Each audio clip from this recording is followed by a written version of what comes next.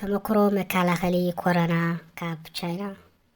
በዓል ሞያታት ንኹን ብዝኾነ መዳይነት ሰባት ኩሉ ግዜ ቃልስና ንጥቕምን ድሕንነትን ህዝብና ዓቕምና ክነበርክት ግቡእን ዜግነታዊ ሓላፍነትን እዩ። ስለ ዝኾነ እውን ብወገነይ ብዓይነይን ብተግባርን ካብ ዝረኽቦም መከላኸሊ ተላባዲ ሕማም ኮረና ከካፍል እዚ ዘካፍለኩም ኣብ ሃገርና ማለት ኣብ ኢትዮጵያ ዝግበር ዘሎ ሕጂ ንመከላኸሊ ኮረና ተባሂሉ ተሰብሲብካ ማይ ምሕፃብ እና ካልኦት ነገራት ዝግበሩ እና ኣብ ቻይና ካብ ዝተገብሩ ነገራት ኣመዛዚነ ሸውዓተ ንመከላኸሊ ዝኾኑ ኣብ ሃገር ቻይና ብበዝሒ ዝጥቀምሎም ዝነበሩ ከቕርበልኩም እዚ ንዚ ርእሲ እዙይ ዋና ነገር ዘለዓለኒ ኣብ ኢትዮጵያ ዘይኮነ ወይ ከዓ ተሰሓሓተ መስመር ዝሓዘ ዝመስል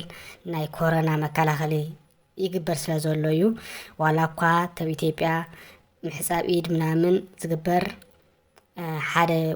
ፓርቲ ናይቲ መከላኸሊ እንተኾነ ግን መስመሩ ንእሽተይ ዝውፅእ ዝበለ ዝሰሓተ መሲሉ ስለ ዝተረኣየኒ እዩ። እዚ ዘቕርበልኩም ሓውኩም ካብ ሃገር ቻይና ሳብስክራይብ ላይክ ሼር እውን ኣይትረስዑ። ሸውዓተ ጠቐምቲ ወይ ከዓ ናብ ኢትዮጵያ ብዝተወሰነ ዝውፅእ ዝበሉ ወይ ከዓ ዘይኮኑ ትክክለኛ ዘይኮኑ መረዳእታት እውን ስለ ዘለዎ ኮረና ብትንፋስ ኣይመሓለፍን ኮረና ብሰላምታ ጥራይ ዝመሓለፍ ዝብል ስለ ዘሎ ትክክል ኣይኮነን። ብሰላምታ ወይ ከዓ ብማይ ምሕፃብ ተዝኸውን ነይሩ። ክንዲ ቻይና መብዛሕትኡ ግዜ ሰላም ክበሃሉ ብዙሕ ኣይትርእን ኢኻ እና ንምንታይ ረኣ ዚያን 80 ገለን ሽሕ ሰብ ከመይ ኢሉ ሓይም ተታሒዙ ትብል ከለና እቲ ዋና ነገር ኮረና ብምንታይ ዝመሓለፍ ኮረና ማለት ሰዓል ማለት እዩ። ሰዓል ኮይኑ ቀታሊ ሰዓል ከዓ እቲ ቫይረሱ ሓዱሽ ቫይረስ እዩ። ሰዓል መብዛሕትኡ ግዜ ኣብ ዓድና ሰዓል ከዘና ከለ ካብ ሰብ ኢና ንቐበሎ ወይ ሰላም ተባሂልና እውን ብሰላምታ እውን ይሓልፍን ማለት ኣይኮንኩን ብሰላምታ እውን ይሓልፍ እዩ። ግን ተዋንኡ ድማ ብትንፋሽ ዝመሓለፍ ብኣፍና ብዘተንፍሶ ዝመሓለፍ ሰዓል ብኸመይ ዝሓልፈና ኩልና ሰባት ንፈልጦ ኢና። ሰዓል ይኽብለኩም ከለኹ ንሰዓል ከምታ ትሓልፈና እዚኣ እውን ትሓልፈና ማለት እዩ። ሰዓል ግን ብሰላምታ ይመሓላለፍን ማለት ይኾንን እዩ። ዋላ ብዙሕ ብኸምኡ ኣይንፈልጦ እምበር ሰዓል እውን ሰላምታ ሓደ ሰብ ኣብ ኢዱ ተፊኡ ወይ ከዓ እንተፊሉ ወይ ናይ ኣፍንጩ ዝኾነ ነገር ንኽኡ ብኢዱ ሰላም ኢልና ንሕና ከዓ ቀጥታ ናብታሽ ምንተይልናዮ ናብ ኣፍና ወይ ከዓ ናብ ኣፍንጫና ድሕረትናዮ ሰዓል እውን ይሓልፍ እዩ። ላይክ ዛት ማለት እዩ። ኮረና እውን ምስኡ ተመሳሰሉ እዩ። ግን ኣብ ኢትዮጵያ ዝግበር ዘሎ ኮረና ማለት ብሰላምታ ዝመሓላለፍ ነገር ዝብል ብቻ ብሰላምታ ጥራይ ይኾነ ዝመሓላለፍ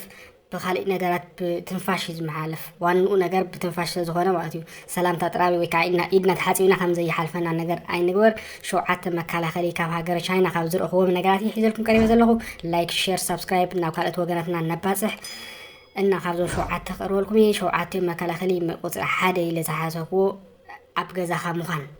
ማለት ምዕቃብ ናብ ደገት ዘይምውፃእ ማለት እዩ። ኣብ ገዛና ተቀዳማይ ኮይኑ ካብ ንኽክእ ይኹን ካብ ምትንፋስ ስለንዕቀብ እቲ ቫይረስ ከይሕዘና ዋና መከላኸሊ መንገዲ ኣብ ገዛኻ ምዃን ማለት እዩ። ካልኣይ ማስክ ምጥቃም ማለት ኣፍና ኣፍንጫናን መሸፈኒ ምጥቃም ማለት እንድዩ። ናብ ደገ ክንወፀሉ ግዜ እቲ ቫይረስ ቀንዲ ዝመሓለፈሉ መንገዲ ብትንፋስ ስለ ዝኾነ ኣየር ወይ ከዓ ዝተሓዙ ሰባት ይኹኑ ከተንፍሱ ወይ ክስዕሉ ወይ እንትስክሉ ከለዉ ቀጥታ ናፍንጫና ስለንስሕቡ ምስ ሰዓል ተመሳሰሊ ኢለኩም ዋላ ሰዓል ትሒዙካ ተመሳሰሊ ማለት ኣይኮነን። ሰዓል ህዚ ኣፍንጫና ንፋጥ የውፀልና እዩ። እዚ ደረቕ ሰዓል እዩ። ግን ከም መመሓላለፊ መንገዲ እዩ ምስ ሰዓል ማዕረ ዝበልኩኹም። እዚኣ ካልአይቲ ማስክ ምጥቃም እታ ካልአይቲ ነገር ኣብ ገዛኻ ምዃን ካልአይቲ ማስክ ምጥቃም። ሳልሰይቲ ፅሬት ምሕላው ማለት ፅሬት ኢድና ወይ ዝነኻእናዮም ነገራት ምሕፃብ ኣብ ኢትዮጵያ ትግበረላ እዚኣ ግን ኣብ ኢትዮጵያ እዚኣ ትግበር ዘላ እዚኣ ጥራያ ተንቅድሚ ኣንዋ ከይተገበራ እዚኣ ጥራያ። ግን ፅሬት ምሕላው ማለት ሓደ ኣነ ንኣብነት ኣነ ኮረና ተታሓይዘን ሓደ ሰብ ሰላም ክብሎ ከለኹ ዝሓልፈሉ ብምንታይ መሲልኩም ኣብ ኢደይ ካብ ኣፍንጫይ ዝወፅእ ወይ ከዓ ካብ ኣፈይ ዝወፅእ እንትን ኣብ ኢደይ ሒዘ ነቲ ሰብ ክሑ ሰላም ክብሎ ከለኹ ሰላም ዘልኩ ወዲ ከዓ ሒዙ ኣፍንጩ ወይ ኣፉ ተቢሉ ቀጥታ ተመሓላልፍዎ ማለት እዩ። ንዝዩ ኢድና ምሕፃብ ምናምን ንብሎ ዘለና ነገር። እቲ ካሊእ ድማ ኣብ ደገ ወይ ከዓ ሱፐር ማርኬት ወይ ካልኦት ነገራት ንኽኢና ሰብ ዝተፈአሉ ወይ ኮፍ መበሊ ክኸውን ከሎ ወይ ባስ ሰብ ናይ ኣፉ ወይ ናይ ንፍጡ ሒዙ ነቲ ቦታ ዝሓዞ ተኾይኑ ሞ ንሕና ከዓ መሊስና ሒዝናዮ መሊስና እንደገና ናብ ኣፍንጫና ወይ ናብ ኣፍና ድሕሪ ኣትዩ እቲ ቫይረስ ብእውን ይሓልፍ እዩ። ስለዚ ካብ ደጋታት ነገራት ዝነኻእናዮም ነገራት ኣፍንጫና ኣፍና ከይነኽኣና ወይ ናብ ንምግቦም ምግቢ ከይነኽኣና ኢድና ቀጥታ ክንሕፀብ ኣለና ማለት እዩ እቲ ሳልሳይ እዚ ፅሬት ኢድና ምሕላው ማለት እዩ ረብዓይ ርሕቐት ምሕላው ካብ ሓደ ሰብ ቢያንስ ናይ 2 ሜትሮ ርሕቕ ኢልና ምጓዓዝ ወይ ከዓ ከፍ ምባል ወይ ቤተክርስትያን ክንከይድ ክኸውን ይኽእል ወይ ኣብ ዝኾነ ቦታ ክንቀሳቀስ ክኸውን ይኽእል ርሕቕ ንበል ንምንታይ ሲ ካብ ኣፉ ዝወፅእ እዚ ከትንፍስ ከለ ምናምን ወይ ሰዓል ክንሕሉ ከለና ርሕቕ ተልካ ሰብ ከይሓልፈና እታ ወጃኻ ከየበል ትብል ኢኻ ሰዓል ከምኣ ማለት እዩ እዚኣ እውን ርሕቐትና ምሕላው ማለት እዩ ሓምሻይ ሰብ ብበዝሒ ዝጥቀመሎም ናይ ሓባር መጥቀሚ ናውቲ ዘይምጥቃም እዚ ክብል ከለኹ ሕዚ ኣብ ትግራይ ንሪኦ ነገራት ሳሙና እና ካልኦት ነገራት ኣብ ደገ ጌርካ ተሓፀቡ ምባል ማለት እዩ ሓደ ቫይረስ ተተሓዘ ሰብ ሜይቢ ነቲ ሳሙና ወይ ከዓ ነቲ ናይ መኽፈቲ ናይ ቧንቧ ነኽእዎ ተኮይኑና ካሊእ ሰብ ከዓ መፂኡ ኣይጥቀም ብዘይ ምጥንቃቐ ማለት እዩ ዋላ እቲ ኢድ ምሕፃብ እኳ ፅቡቅ እንተኾነ ግን እቲ ንጥቀመሉ ናውቲ ዘለዉ ፅሩይ ክኸውን ኣለዎ ማለት ብኡ ክሓልፈና ይኽእል እዩ ስለምሕፃብ ጥራይ ይኮንና ክንርኢ ከለና ክንሕፀብ ከለና ሕዚ ክንዓፁ ከለና እታ ናይ ቧንቧ ክንዓፅዋ ከለና ኣብኣ ካሊእ ሰብ ክዓፅዋ ድሕሪ ቫይረስ ዘለዎ ከፍታ ከለዋ ድሕሪ ተሪፉ እቲ ቫይረስ ድሕሪ ንኽእና ኣቢልና ኣለና ቅድ ሓፂበ ኢድካ ኢልካ ኣፍካን ገፅካን ትሕብስ ኢኻ ኣፍካ መይቢ ክኣቱ ዝኽእል እዚ እውን ሓምሻይ ሰብ ዝበዝሖም ሻወር ሽንቲ ቤት ምናምን ክንጥቀም ከለና ዋላ መኽፈቲታት ነገራት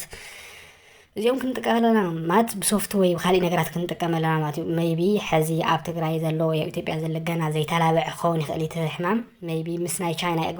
ኣወዳዲሩ ዝነገረኩም ዘለኹ ብበዝሒ ሰብ ሓሚሙ ስለ ዝነበረ ኣብዛ ዓዲ ብከምዚ